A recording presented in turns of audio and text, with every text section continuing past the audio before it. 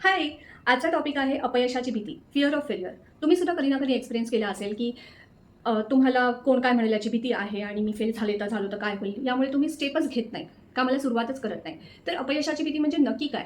Fear of failure म्हणजे तुमच्या क्षमतेची कमजोरी नसून तुमच्या इगोची किंवा लोक काय म्हणतील या विचारांची भीती असते. आता इगो म्हणजे मी निगेटिव्हली बोलत नाही. इगो म्हणजे असं, की मी जर फेल झाले तर मी तोंड दाखवण्या लायकीची राहिले नाही किंवा ते कसे पुढे जाऊ शकतात, मी का नाही जाऊ शकत?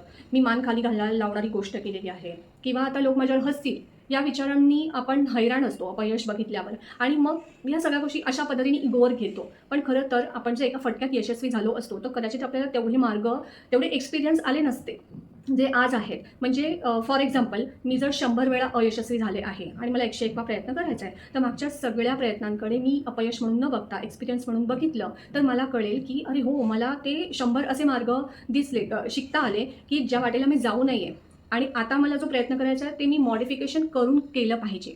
त्यामुळे अपयश ही तुमच्या विक्रीची पहिली पायरी आहे. सो तुमच्या भीतीला मर्यादा म्हणून न बघता ती तुमच्या विचारांची तुमची ताकद म्हणून बघा. मी त्या सगळ्या लोकांसाठी बोलते आहे, जे यातनं आता जात आहेत आणि अपयशानंतर कोलॅप्स होत आहेत, डिप्रेशनमध्ये जातात. त्यामुळे ते लोक मला रिलेट करू शकतात.